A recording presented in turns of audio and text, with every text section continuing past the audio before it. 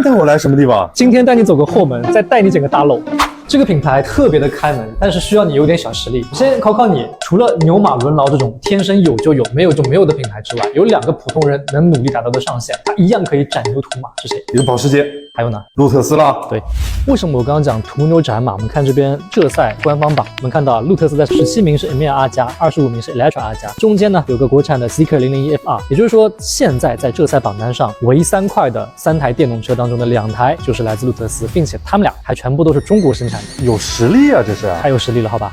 我今天看了黄色的车、红色的花，都是大哥带着大小姐来，跟我捡漏有什么关系啊？人有多大胆，地有多大产。我先讲一下我当时借一台阿加的经历。那个时间我非常的充实，我既觉得有回头率，又不怕网约车的挑衅。但是呢，怒其不争，我买不起这个车。好消息是，新款的路特斯的 Emeya 跟 Electra 都要改革了，它把 L+S+R+ 的尾标体系改成了600和900，分别有3个配置和2个配置。高情商的说法就是它的价格要向下兼容了。那我的说法就是我能悄悄捡漏了。哎，对喽。但是外观上面呢，和老款其实没有太大的区别，非常标志性的一金偶半金洞，全身都是空气动力学套件。这些洞有啥用啊？你知道咱们的6代机上天了吗？知道。那你知道跟它的关系是什么吗？不知道。咱们最大的2个突破，除了发动机之外，就是整机的空气动力学。换句话说，我认为一流的车企玩动力，顶流的车企玩的是空气，这个就是魔法。哎，你过来，借你冒个烟，你看这儿，往这儿吹口气。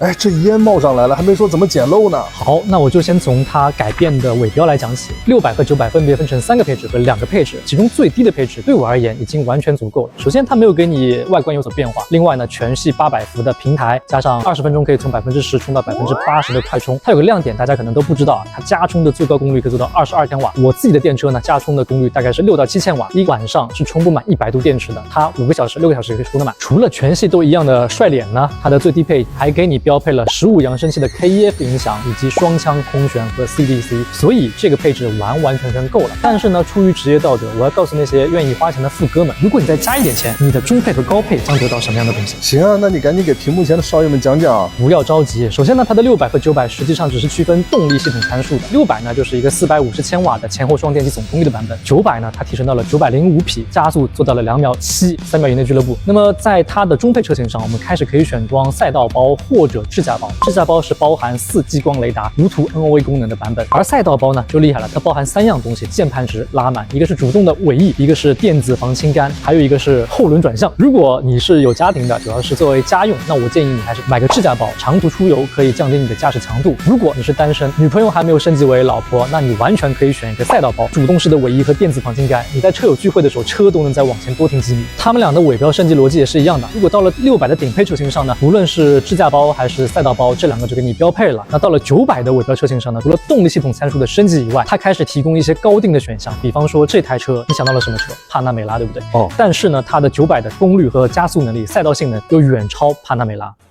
Nice。什么叫豪华品牌？它连花都是用的真花，我觉得真的超级香。然后呢，大家很关心轮胎、轮毂刹车、活塞数量以及碳附件的配置是怎么选的。我这边可以跟大家讲一下，它从600升级到900，从低配升级到高配，它的轮子是一寸一寸变大的。然后到了900的顶配车型上，才会有 Electra 的23寸轮毂跟 Emeya 的22寸轮毂，卡钳数量会从4增加到6。900的顶配车型上会变成10活塞的碳陶刹车系统。喜欢碳陶刹车的，你只能有一个顶配的唯一的选择。最后呢，来讲一下价格。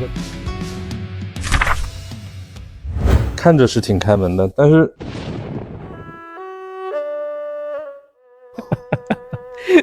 中国第1000万辆新能源汽车在蓝图云峰工厂下线了。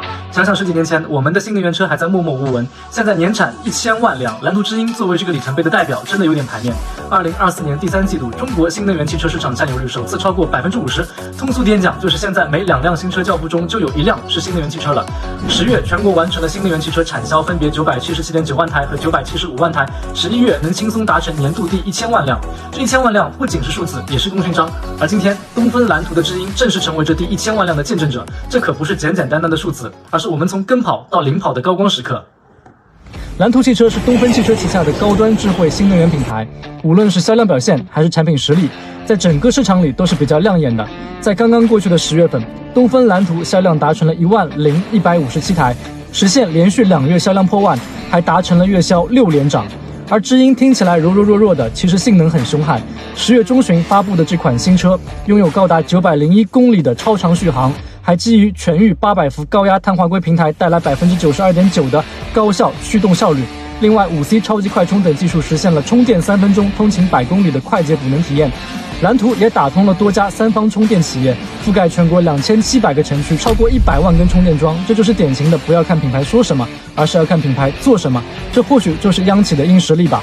蓝图之鹰的逍遥座舱配置了行业内首款15.05英寸的 OLED 曲面滑移屏，智舱用上了高通骁龙8295P 芯片。这些超纲的配置全部用在这台20万元级别的车型上，属于有点过分了。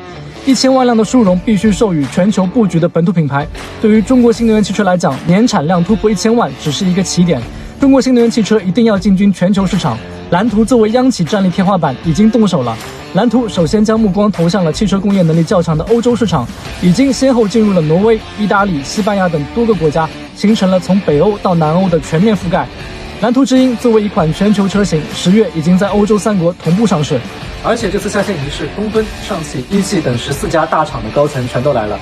你可以看到蓝图在自己的朋友圈里左右逢源，既有全中国最长的造车沉淀经验，也有调动行业资源的能力。这场面不光是见证历史，更是在告诉全世界，中国的新能源汽车产业是开放合作的，一起玩大的。这种团结和底气真的很难。不得不说，央企要是行起来，真的是民企比不了的。也希望中国新能源车一起成为世界的知音。